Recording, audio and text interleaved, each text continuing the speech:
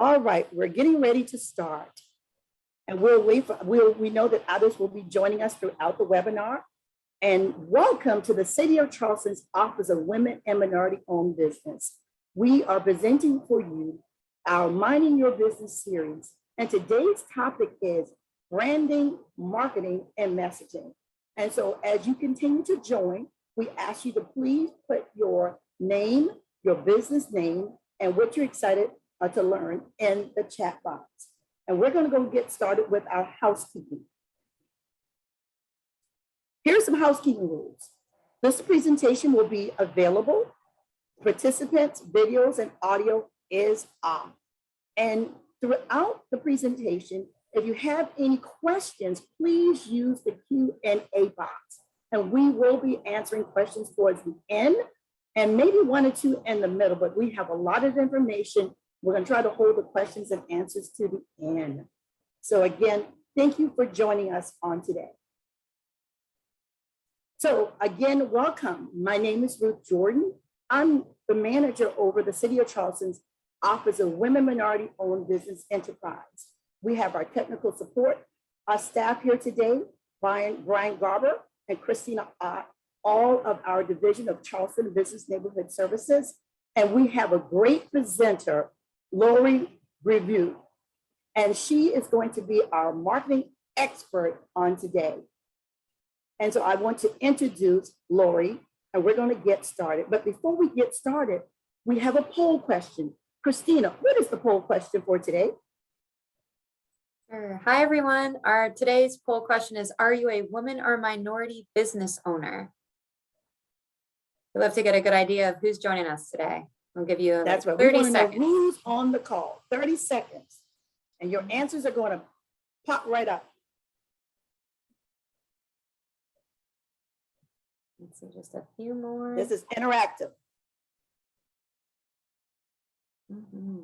All right. Okay. What are the results? Good. We've got about 76% of you are a woman or minority owned business. So welcome. And about 24% said they're not. So welcome. We're happy to have you. Thank you. So I'm going to go ahead and turn this over to Lori. But before I turn it to Lori, I want you to meet our presenter. Ms. Lori Review is the founder and owner of an award-winning advertising agency called Boom Advertising. Lori has over 20 years of experience managing her company and focusing on helping clients build their brand, creating compelling communications, and effectively integrating new and traditional media and marketing campaigns. She is proud to have established a team-spirited and highly productive environment at Boom Advertising through a positive and proactive management style. She loves working with her team and clients from several industries, including multifamily residential marketing, professional services, and education. Lori earned her BA degree from Purdue University and still loves to root for her Boilermakers football and basketball team. She and her husband, John, has 3 children and have lived in Charleston for 15 years. Lori enjoys traveling and playing golf with her husband. I introduce to some and present to others our panel expert, Ms. Lori Review, our presenter from Boom Advertising. Thank you so much, Ruth. I'm going to go ahead and share my screen.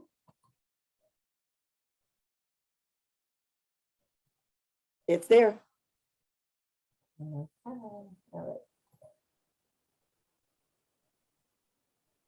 There we go.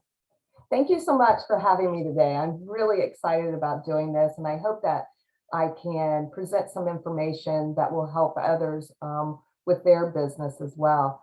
As Ruth said, my name is Lori Review. I'm from Boom Advertising, and I like to give a little bit of a background so you can get a feel for who I am.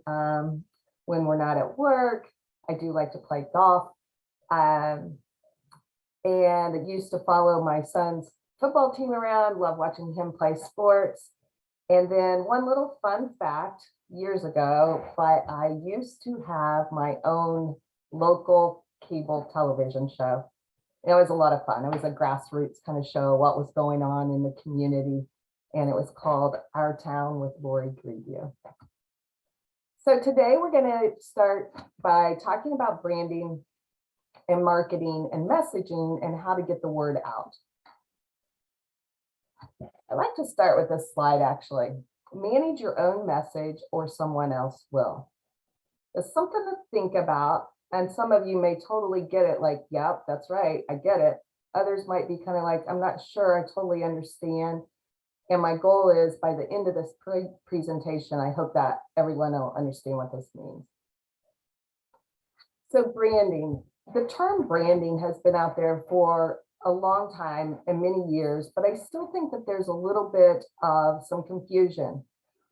People may not totally understand what is a brand and what is the process of branding.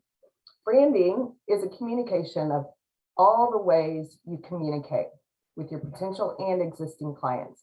So it's much more than a logo. However, a logo is an important piece of your brand. There's a lot more that goes into it.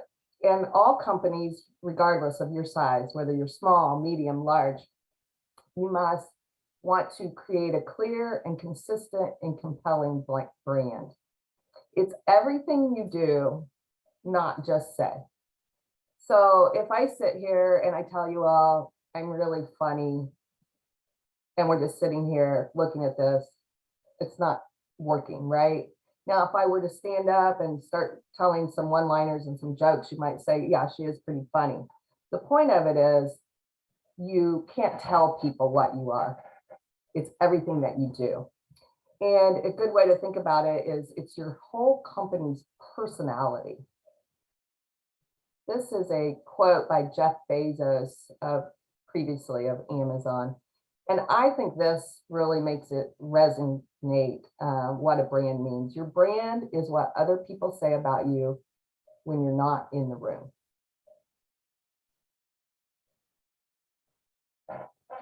So what's the point of branding? Why do we want a brand? The purpose really is to build consumer awareness and drive loyalty. It helps you stand out from your competition. And if you're in business, no matter the size, I'm sure you have some competition. And so everyone wants to try and figure out, okay, how am I unique? What can I tell other people? You know, how do you stand out?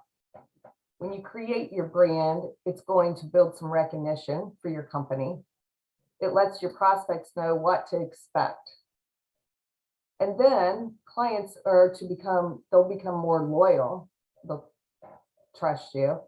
And then when you have loyal customers, what happens? Well, customers will buy more, they're willing to pay more, they'll travel farther to find you, and they'll tell more people. So I have an example. Every Friday, I leave my office and I jump in the car, I drive past a couple little coffee shops. I drive farther, I find the coffee shop that I want to go to. I stand in line probably longer than others. I know I'm paying a little bit more and I traveled a little bit farther. So why do I do that? Or does anybody even know where I am? I'm at Starbucks. And the reason I do that is because I know what to expect. I like the brand, I like the coffee, but it's a little more than coffee. It's the experience of being in there. You'll see friends, it's a neat place. And it's just a special treat to me. So that is a particular brand that I like. How do we know if there's a need for branding?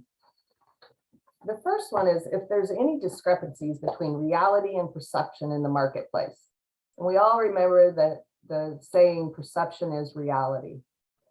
So if you think about if there's a difference there, then it may be time to create a brand or maybe rebrand. I had a meeting last week with a financial planner and I pulled up some of their information. I looked online and their website seemed to be a little bit out of date. There were some links that were broken. Some of the information was older. And I thought, you know, if someone is going to plan on giving them their life savings, They want to feel that this is a good brand and a good company.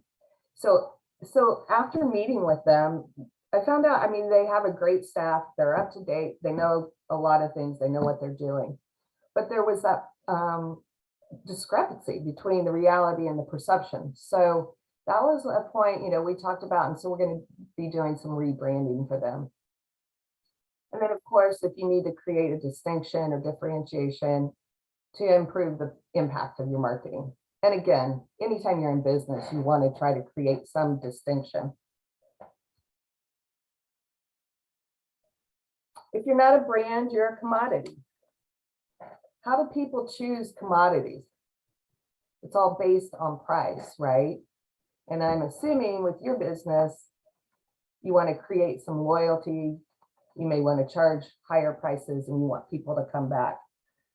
So I don't know, some of the commodity items to me are bottled water. I'm probably not going to pay the highest price for a particular bottle. Paper towel or hand soap. Those are a few of the commodities. The brand, the point is you want to establish a brand so people will become loyal and buy your product. So how do we build an engaging brand? There's three main things here, and we'll go into each one of these a little bit deeper. First of all is the target market. You want to determine who you can reach. Who do you believe will buy your product or your service? A lot of times we try to tell people to choose a primary target and maybe a secondary target, but you don't want to try to reach everyone. Repeat that again, Lori.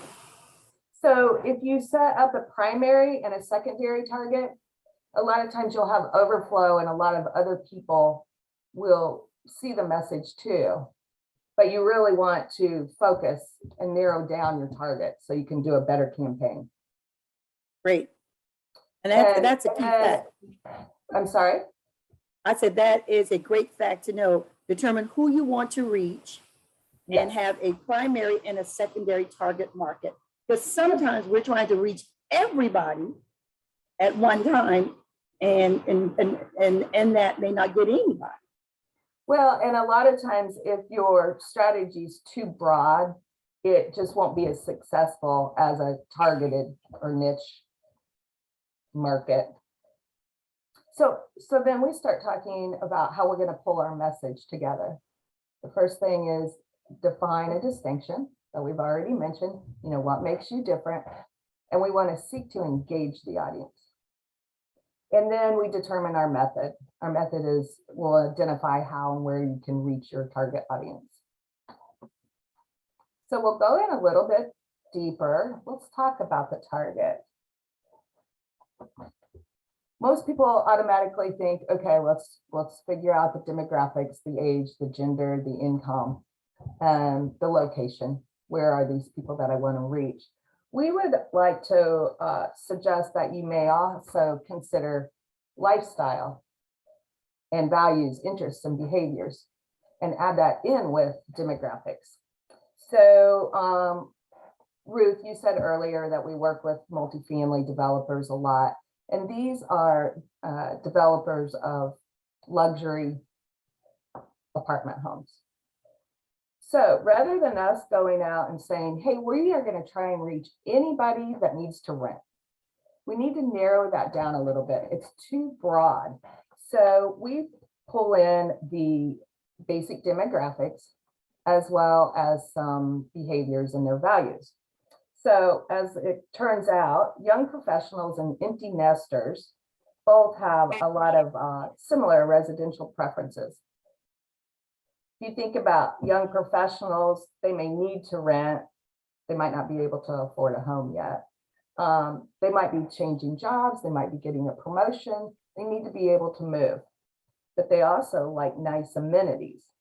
So you've got your pool, outdoor pool, your fitness center, neat place to hang out with friends, right?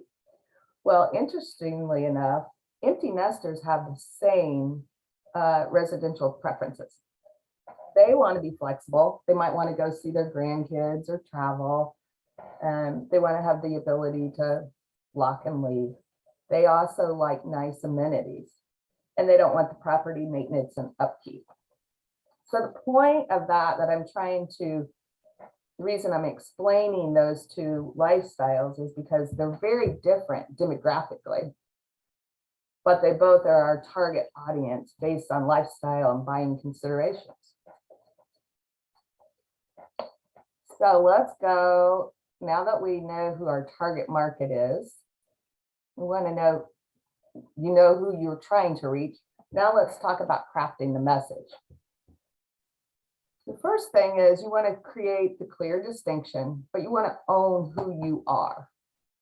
So if anyone's on here that's old enough to remember Domino's, their first ad campaign that they came out with, it wasn't about the product, it wasn't how good they tasted, it wasn't about the cost, it was about the speed.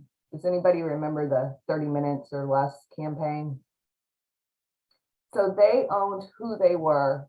They made a clear distinction in the market, and they did well. Now this ATA that I have here, I think is interesting. My husband, John, used to work for ATA. It's an airline in Indianapolis. And they were known best to be, they were easy to work with, and they were inexpensive. But they were going through a rebranding process, and the CEO came in and met with everyone and said, here's what I want to say. We care about our customers, and we have the best customer service. So they ran a satisfaction poll, and they came up 9th out of 10 for customer satisfaction.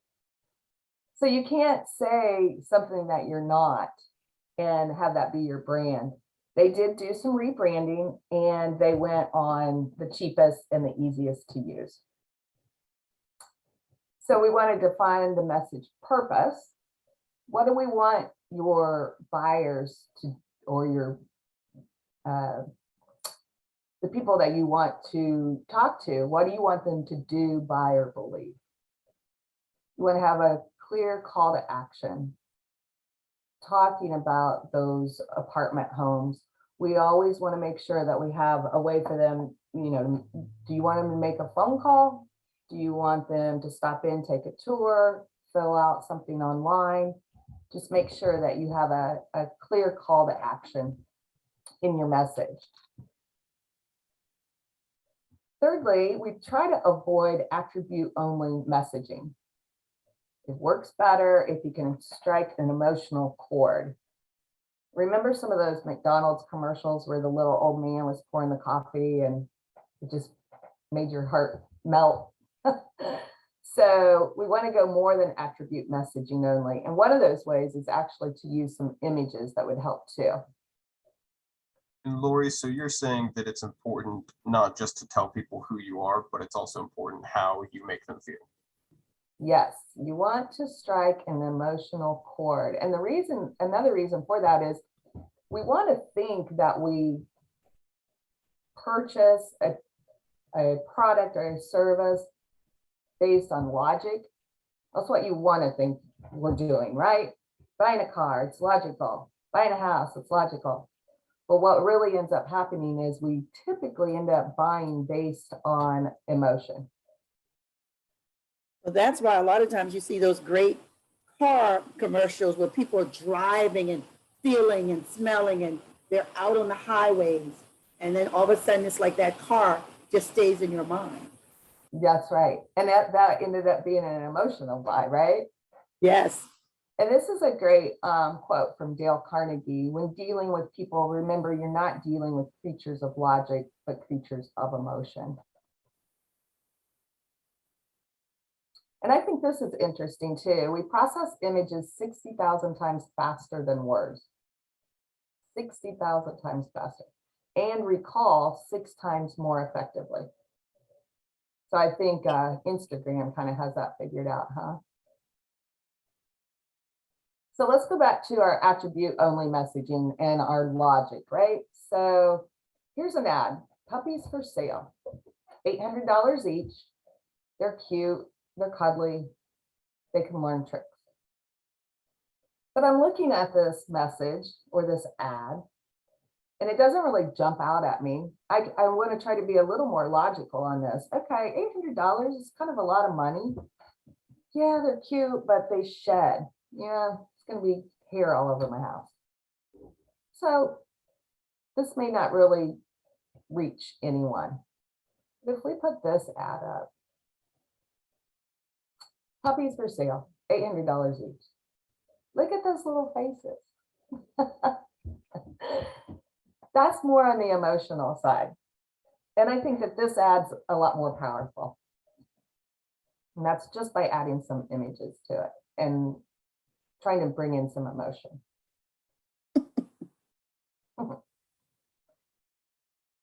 So this is meaningful and engaging messaging. Typically, people start with what. So what is it that you're selling? What is your service? And this is a phone. We design and manufacture cell phones that are user-friendly. Okay, it tells you what they are selling, what they have. Doesn't really make a big distinction in the market, and it doesn't really pull at me to want to buy this phone. But if we just mess with the messaging a little bit and switch it from what to why, the message becomes much more meaningful. We give you the ability to connect with the world from the palm of your hand. I feel like this is a much more powerful ad or message.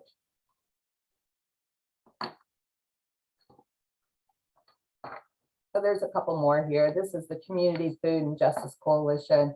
They are a nonprofit organization focused on solving the problem of hunger in our local community. It tells you what they do. But this one, again, I feel is more powerful. Food for people, not for profit. So you're suggesting to start with the why and not with the what? It's very typical to start with why. I think we've always been taught that. But this is a different way to do it, and it seems to make it a little, your messaging more engaging. And so while Lori gets to her next slide, if you have any questions for Lori, please use the Q&A box and put your questions in the Q&A box, and we're going to be sharing those questions at the end of her presentation. Very good, thank you. This is one more example to show how messaging can be reworked to be a little more engaging. Everyone sees a sign in the window, space for lease. It doesn't make you have any emotion or feel to that. You just think it's an empty building, right?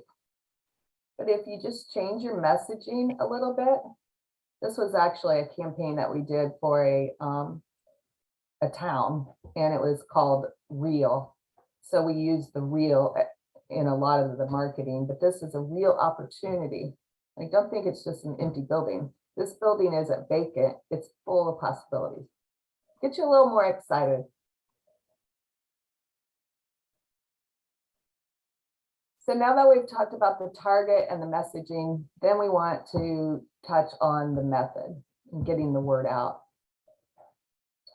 Selecting the media and the methods, you want to think regionality, where is your target audience? We talked about the demographics a little bit. Then we are suggesting also to add in the lifestyles and the behaviors. And then when and how are they consuming media? Obviously, that's what we need to know so that we can reach them, right? So we used to work with an alternative school down in Florida. They were called Catapult.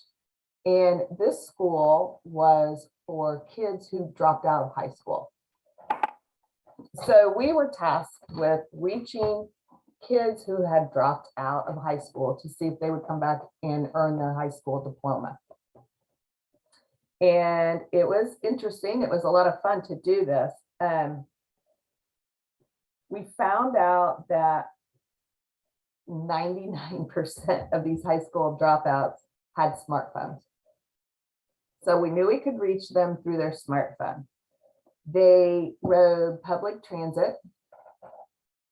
They watched late night cable television.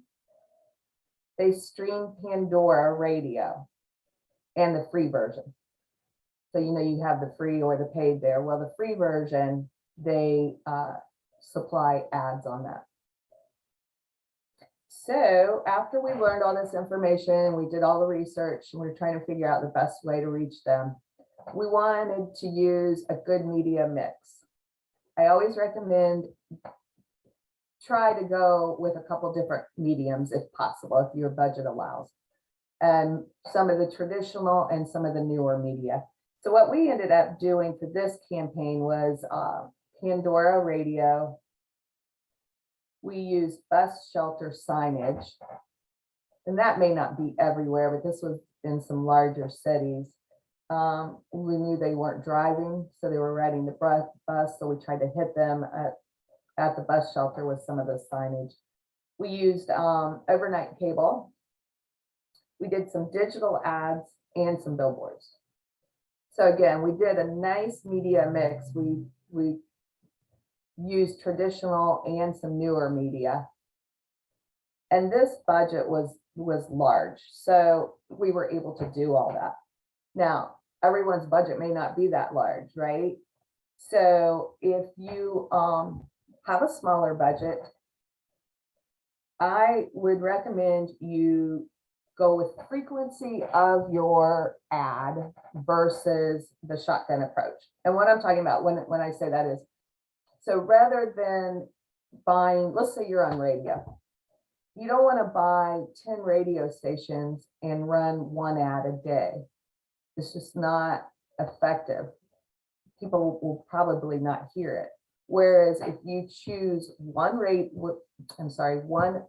station and run multiple times, maybe you run 10 times a day on that one station, it's going to be more effective to do it in that manner rather than the shotgun approach. So remember, frequency over reach. And then also the statement on here, a good website is a must. It's your storefront. The reason that we always talk about having a good website is everything that you're doing, your marketing and your messaging typically sends people back to your website, right? It's your storefront. It has a lot of information about your company. So you want to make sure that you have your website up to date. Kind of like the one with the financial planner that I was talking about, that was not good. So you make sure that you take the time to have all your information up to date on your website. Now, I wanted to give some quick little tips that everyone here today may have already have done or set up, and if not, I would recommend that you do. Google has the Google Business Profile page, which it used to be called Google My Business. I think Google's had it named like 5 different things, but that is where, you know, if you're driving around and you're looking for a laundromat or a dry cleaner or a restaurant, whatever it may be, and you type in your phone, restaurants near me. Well, this is the Google Business Profile that pops up. And the reason I'm saying go with this is because it's free, first of all, and we all know how strong phones are now. Most people are looking up on their phone to find a business that's around them. So I even made this a live link, but you can go out. Brian, do I click? Does this work? Okay. So this is. No, I'll link it for you. Okay. I just thought I'd show this real quick in case people haven't seen it. But again, it's free. You will fill out some information online. You'll have room for some photos, your business address, your services. And also really important on here is you have the ability for people to review you. So you really want to shoot for trying to get some good reviews. I'm sure everyone on here pulls up a review before they choose a business. So again, this is free. It's through Google. It's very helpful. Once you fill this out, Google actually sends you a postcard and you have to fill it out. They know it's you and they keep track of you. Again, reviews are just so important nowadays. So hopefully you get a lot of gold stars on there. People will look you up and continue to go to your business. Keep your website updated. I guess I've mentioned that a couple times. That's obviously very important. It sends a message if it's out of date or looks old. And you want to just make sure that all your information about your company is up to date and throughout all your communications. Because if you put it like a Gmail address here on this one, but then you have a different email address somewhere else, that kind of confuses people. And it doesn't help. So you want to make sure that your email signatures, your websites, your ads, your social media, taglines, contact info, just always make sure that all your communications are consistent. And I will tell you, Lori, we are in the process of making some changes to our program as well. And so just trying to find all those various places where our office is listed is been a challenge, but we are determined that we're going to be consistent across all the platforms to make sure that our emails and our new requirements are all updated. So being consistent, I think, is very important. And we, after talking with you, we are doing that to make sure that we're consistent across all the media platforms. And, you know, Ruth, it is kind of hard sometimes because there's a lot of free things out online that you didn't even know that you might be a part of. Yes. And so, and Google has these certain ways that they like things. They want your phone number in parentheses, not dashes, not dots. There's all these little tricks too. So try to go out and find and be as consistent as possible. Google yourself sometimes, research yourselves. You'll find there's old stuff out there about your company and about you that you really need to have updated. Right. So I did want to touch on social media a little bit because it's such a major player right now. It's almost, you know, enough that it could be a presentation on its own, but I just wanted to kind of top line it for everyone. First thing, social media is a venue, not a strategy. I'm sure. Repeat that again, Lori. It's a venue. It's not a strategy. It's a place that you can advertise, but that's not your whole strategy. I'm sure everyone has had their son, their daughter, their coworker, someone say, you have to be on social media, right? Well, there's some good and some bad with that. You don't want to be on social media if you don't have a purpose and you don't know why you're doing it. So it needs to fit your brand. And you need to have someone that's going to be constantly watching over it and setting up a calendar and coming up with a plan. What are we going to put out on social media? To me, it's almost worse if you have a Facebook page and on National Chocolate Chip Cookie Day, you put that up on your page and then you don't touch it again for 6 months. You know, it really kind of says something to people if you're not keeping up with it. So it does need to fit your brand. You need to determine the purpose. Why are you on social media? Or is it to share some knowledge? Is it to promote some of your events? Or like you guys are doing today, is it to take a poll? You know, if you're a photographer, Instagram might be a pretty darn good place for you to be, right? And especially with that slide that we saw, people are remembering 60,000 times faster with a photo versus copy. So if you're a photographer, I would suggest go on to Instagram. If you need to do some networking, maybe in design, LinkedIn. And then if you have a business that you do some how-to videos, you might want to be on YouTube or even TikTok. So the thing is, you know, just before jumping in and being on social media, there's some planning that you need to go into, make sure it fits your brand, determine your purpose. And then you want to integrate that with all your other marketing efforts, make sure that they, you know, you list that you're on Instagram or Facebook or whatever it may be. Lori, this might be a good spot to answer these two questions. Walter Wilson asks, is creating a blog a good idea to reach people? Yes. Okay, that is a great question.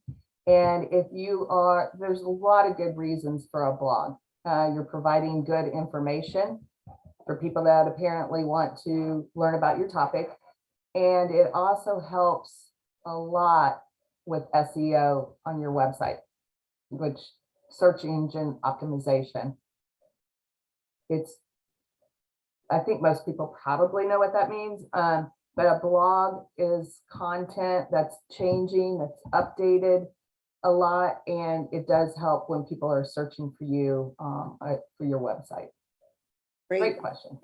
And Jennifer Hook asked, how do you find out the specifics about your demographics and your general habits of your target audience? Because you asked them to identify who their target audience to include habits, demographics, and so forth. How do you find out that information? Mm-hmm. So you, first of all, are going to do some market research. You're going to ask a lot of questions. You might be able to ask some of your existing clients that you already have. And if it needs to go even deeper than that, you can actually hire people to set up polls for you. But you might be able to send out different polls too and gather some information. And last question for this right now is, I'm a home-based business. Can I use Google? Yes, you can. Business? Yes, you can. With so many people that have gone back to their homes, you know, there's more and more people that have their business inside their home. And they do allow you to set up that Google business profile page. And actually, when you go through there, it will ask you if you are a home-based business, and you can put areas that you service. And you, like, I wouldn't suggest putting your actual address of your home. So that way you can just put some areas that you service, maybe city of Charleston. But yes, the answer is yes, you can do that too. Great. We'll hold the rest of the questions to later. Thank you. Okay, thank you. Let's go on. We're almost near the end here. I wanted to bring in, if I can jump over here real quick. Y'all continue to put your Q&A in the box. Earlier, I mentioned that we work with some city and community marketing, which I think it's just so fun, and it gets a lot of people in that area to think about what does their town have to offer. And we did a campaign for a small town up in Michigan, and it's called Jackson, Michigan. The reason I pulled John in here is because this was his project, and I just wanted him to be able to go through and explain a little bit about it, and hopefully give some ways that it can help you as well. So this is John. Hi, everybody. Happy Wednesday. Hi, John. You got the B team in here. So I wanted to talk through this campaign that we do a lot of community marketing, as Lori mentioned, and this one kind of punctuates some of the points she's already made. This town came to us, and as legend has it, back in 1838, this small town located between Detroit and Lansing was approached by the state, and the state said, we're going to build a penitentiary and we're going to build a university. Which would you prefer? And legend has it they chose the penitentiary, and then Ann Arbor got the university, of course, University of Michigan. So this town, unfortunately, is known as Prison Town. That was kind of the brand. We have some friends from Detroit. We told them we were going to be doing some work with Jackson, Michigan. They go, oh, the penitentiary. And so this team came to us and said, we need to rebrand, not just outside, but even inside. There's a lot going on in that community. So the angle we took with it was, let's build on who we are, as Lori mentioned on that. We wanted to create a distinction, but want to build on who we really are. And as it has, this community had all this history. It actually was one of the first places in Michigan that started building cars, even though Detroit is known as the place. Jackson Motor Company started in Jackson. So what we did is we built a brand. As you can see, we kind of used the gears and a very kind of edgy look to it because this is a super authentic and original community. And we wanted to use that community to market itself. Our target demo was going to be inside, was going to try to get people in and around the community to get downtown, eat at our restaurants, attend our events. We were trying to attract young professionals in the area, trying to get folks who graduated from University of Michigan to come either work here, buy a home here because the cost of living was cheaper, start businesses here. We actually had a good success story at the end of this campaign where a chiropractor opened, a young guy, opened a business downtown. A girl came back from New York and opened a business downtown selling bicycles and that. So I'm going to move through the campaign, just talk about how we did it. The campaign, by the way, we identified who we were trying to reach, and what we wanted them to do was to believe something different about that town, believe that it was more than just the prison town, and to attend events. We always ask on the front end, what does success look like? There were people said, a lot of people walking around our streets, walking in the restaurants, shopping, attending the events. It was a social media campaign primarily. Everything drove back to a one-page landing site that had a contact form that said, hey, we'd like more information on events. We want to know more about new happenings. We want to know where the great places to eat. And so I'm going to move through the campaign here. Just click it. You can roll down. Scroll. Okay. We hired a local photographer and went and actually did some actual photography of the community. And this is a shot we got. This is actually one of the locations in the community. It's Armory Bike Union run by volunteers. And what they did is got old bikes donated. They fixed them up. And if the kids would come in and take their safety test, which took about a week, they would provide them a bike for free. And it's just a neat story. We wanted to show that off. And as you can see, we tagged this a Jack original. Again, going off that originality, that authenticity. This is something very unique that this community was doing. We just wanted to show it off. As Lori pointed out, images sell better than words. And so the shot of this smile is huge and it carries us through. The little build community was kind of the little lead line we went with. Gave a few points about something. A lot of people who saw this said we didn't even know that was here, let alone that there were 146 bikes given to kids all over the community. Oops, sorry. The next one, about the time we were doing the marketing, this young group of professionals decided they wanted to really kind of help change the look downtown. There were a lot of abandoned buildings. And so what they did, they started this event called Bright Walls. They brought in nationally renowned artists who got donated space, and they did these public murals all over, and they made a weekend out of it. And this is a really popular event that actually went on for a few years. I think it went on for 3 or 4 years. They actually had a neat business in town that bought this old building, and they rented out space to people who wanted to start a business, and they would help you find funding for it. Again, something neat and unique to that community. Lastly, we had this little brew pub that sat in an old warehouse. It started, again, kind of an edgy little go against the grain lead line on it, but actual shot, a lot of cool things. So when we put this campaign out there in social media, we grew from about 200 and some followers to I think over 3,000 by the time the campaign ended. And what happened was people in the community started really selling the community. We also started targeting a little more regionally, and their events started to become well attended. I actually went and attended one of their Christmas nights, like a night of shopping for Christmas. And even though it was 12 degrees, the streets were lined with people walking up and down the streets, which is just a really neat thing to see. Was there something about live, work, play? Everybody wants to use that. Good point. When we went in there, we do a lot of community marketing. Everybody always says, our town is the greatest place to live, work, and play. And we always stop right there and we go, it can't be. Not every community can be the best place to live, work, and play. May not have a lot of things. If you like a big city, this may not have been the greatest place to live for you. As far as playing, they have some cool things, but you got to like winter sports if you're living up in Michigan.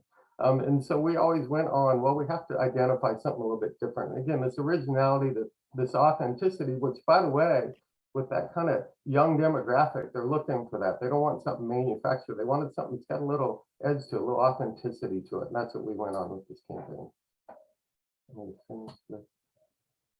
Okay, I think that's your last slide. I wanted to go into, I just thought that campaign was so fun and interesting, and I hope that you all did too.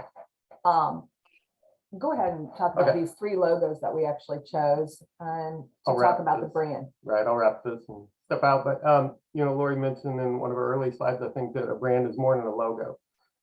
We like to put these up here because these are logos. But this logo on the left, the Starbucks logo, was more than just that design. That design is not what created the mega coffee company it is now. Their brand was an experience. In the early days, they were teaching us about coffee, about green beans and the roasts and the different styles. And they taught us how to order small, medium, and large in a different language. And, it was just a complete different experience, but they stayed with that brand. And when you walk in those today, you're working with baristas, not coffee makers, and they're providing an experience. Gucci, I mean, they've taught us pretty simply through their brand that it's very expensive. I think I saw a keychain for Gucci costs over $200. My first car cost $800. And so they've created that brand too. It wasn't just the logo that did it. It was what they did that makes you understand that brand, that logo means expensive. And then Nike, of course, the famous Just Do It campaign. Everybody that wore that felt as though you're an athlete, because they used athletes in their branding and the things they developed. They made shoes back in the day, but everybody was like, if I wear Nike, I'm attached to something different. And that's the point about that from that early slide Lori mentioned. It's not just a logo, it's what you do in and around that logo and how you live through your brand that makes it very effective. So you're saying that part of the brand is making sure that people know, if I use this service or I buy this product, this is what that community means. This is, who a Nike wearer is. This is, who a Gucci purse holder is. Yeah.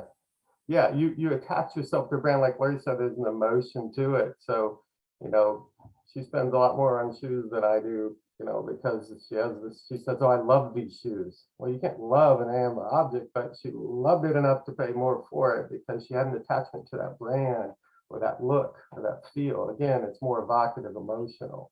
And so, yeah, your point is right. And then there are people that have said that Starbucks just made them feel like I kind of made it. If I can afford, and carry around a Starbucks cup, they do it proudly.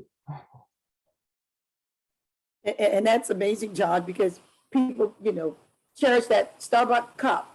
They're walking through the office with a Starbucks cup, and it's like, I could remember, it's like, you paid $6 for a cup of coffee? Yeah.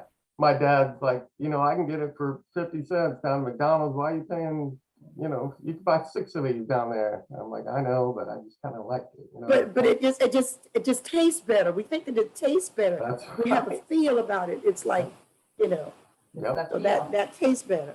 Perception is reality. We once did work for a popcorn company, and we sold 2 brands under 2 different labels, and the prices were different. And in the focus group, people told us that brand A was better tasting because it was more expensive and the packaging was different. It was amazing. But that was the perception. It must taste better if it's in this packaging. Right. And I think you just made another. I'm sorry. So that goes into a question that we have. How do you begin to start a branding campaign? That's a really good looking question. at how do you begin to start putting all this together in terms of a branding campaign? And that might be too deep a question to answer today, but that is something they said. How do you begin starting a branding campaign? That's a really good question. I think it is, as Lori mentioned early on, it's identifying, you've either got a product or service. Who would that best serve? And then create a distinction. Again, we really try to refrain from everything to everybody. If you're going to be quicker, if you're going to be cheaper, if you're going to be more expensive and more elite, determine that first. Secondly, I think you probably mentioned the Google My Business page. Make sure you kind of establish that, because people are doing this, they're on the phone and they're looking up things near me. So if you're a service that's local, you want to make sure you've got that page built. you could have at least a one-page website that again relates that message so that people, when they do find you on Google, they can click over to that. If you're going to do some social media, we always recommend start with one.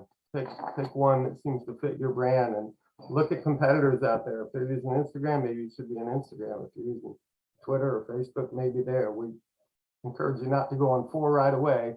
Make sure if you're going to do the one. Those are some ways to get started where you're not putting a ton of money out initially, except you do need to have at least a one-page website, we believe, because everything's going to drive back to that. And so when someone asked that question, what is the best social media platform? If I had to pick 1 or 2, what would you recommend? Yeah, that's a really good question. Depends on your business. Yeah. And your brand. You know, that's a tough one. Again, I think if you're going to do your own kind of research, again, it is who do you consider a competitor or a business that you'd like to be like in your arena, and kind of see if they're out there and what they're saying and doing. Instagram is obviously really good and visual. They're all kind of morphing into each other. Twitter used to be 140 characters and no images or video, and now it does both. Instagram has always been, initially it was just photos, and now it's a little bit of everything. Facebook is also good. LinkedIn, if you're more of just a professional service, you should be there. You can tell by people's profile photos on LinkedIn, it's a more professional environment than maybe a Twitter or an Instagram. But that's probably the best way to do it, is kind of get out and look at and determine there. It's really hard to say which is best unless we know, the specific business. I'm just going to go through a recap, and I'll have John stick around. So if there's any questions for either of us, we can do that. So recapping of branding, how to get the message out, and steps to go about it. Your brand is your company's personality. If you remember from the very beginning, it's what people say about you when you're not in the room. So it's much more than just that logo identity. It's how you're acting. It's your staff. It's maybe the way the staff is even dressed. What kind of music are you playing in your office? I mean, is it a law office or is it a creative, fun ad agency? And your main goal of the branding process is you want to build consumer awareness so that your customers will keep coming back to you and create loyalty. Those steps that you go through to start your branding campaign, that was one of the questions that just came up. I mean, it takes some time, but these are the steps to start with. Determine who it is you want to reach, who's going to be most likely to buy your product or service. Then you start putting some messaging together. You want to make sure that you find a distinction from your competitors, and then try to make your ads and your communications engaging. We went through some of the differences of a word campaign versus when you add some emotion and some photos to it. Then in the method, that one's a little bit harder to determine this, but there are some ways to do that, or get a company that can help you identify how and where you can reach your target audience. And lastly, I would say just a reminder to manage all points of contact. Make sure that everything is consistent. All points of contact begins right from the very first point of contact. If someone is calling your place of business, you want to make sure that that person answering the phone fits your brand. Back to if you're saying that you're great at customer service, or maybe you're the fastest, whatever it may be, from that very first point of contact, you want to make sure that they're fitting that brand too. So there is branding in a nutshell. I know that's quick, but hopefully you were able to pick up some information that is useful to you and your company. Well, I will tell you, Lori, thank you for such a great presentation. I took a lot away from this. And again, I want to say thank you, Lori, from Boom Advertising, Marketing and Branding. And we want to say to all who participated, don't go off yet. We have some great information coming up.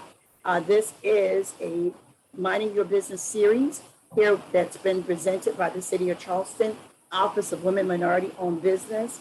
I recently saw a survey and it asked small businesses, what are the top 3 things you need to be successful in 2022? And the top three things were access to capital, business management assistance, and then the third was marketing strategies. And so we wanted to provide that for you on today. And our next webinar will be February 16th, Why Be Certified? And Lori with Boom Advertising is a women-owned certified company with the City of Charleston. And then we want you to save the date for our Small Business Opportunity Expo that will be held on March 24th.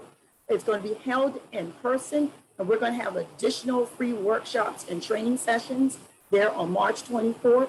And again, we want to say thank you for attending our webinar on today. And don't forget to take our survey, guys. The survey will be in your inbox there. And so please take our survey because we want to hear from you. We want to make sure that we're providing all the necessary tools that you need to be successful here in 2022. Oftentimes tell people when you win, we win. And so we want you to be successful. Contact Lori if you have any information about advertising. If you need additional information about branding and advertising, please contact Lori over at Boom Advertising and Marketing. And this is her email along with her telephone number. And then don't forget to also contact our office about continuing to participate in our webinars and to be certified with the City of Charleston. And so our next one is going, Why Be Certified? We have now changed our requirements, so more people are able to be certified with the City of Charleston. And I think we might have 1 or 2 other questions I may not have asked. Any additional questions, Christina, that I did not ask? Sure, we've got a couple. And so one for the presentation to be shared. Yes, we're recording this presentation. We're going to put it on our city's YouTube page and we'll send that link out via email to you in the next day or 2. Let's see here. Got a couple. One of the ones, what social media platforms do you recommend for business to customer versus business to business customer? Lori. Yeah, probably starting with Instagram and Facebook. Business to customer, right? Is that the question? Mhm. Yeah. So there's so many people on Instagram now and Facebook. I kind of think it's a different audience, though, don't you? Maybe, but What do you want to say?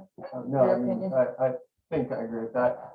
I'm sorry, I think I agree with that because they both now have the ability to build a business page on either, and you can get out and kind of see, you can kind of reach a pretty broad audience there. Those are both good. A good question because LinkedIn is more business to business, it tends to be, but Instagram and Facebook are both good for that. YouTube's obviously nice as a supplement if you're going to do any kind of how-to videos and that too, but I'd recommend those first 2. And then if you do have any type of how-to videos, if anybody's doing that, you know, TikTok really is becoming what YouTube used to be. Really? You know, everyone's seen the dances and all that, and that's what you automatically think that that's what that is. But TikTok really is starting to do how-to videos.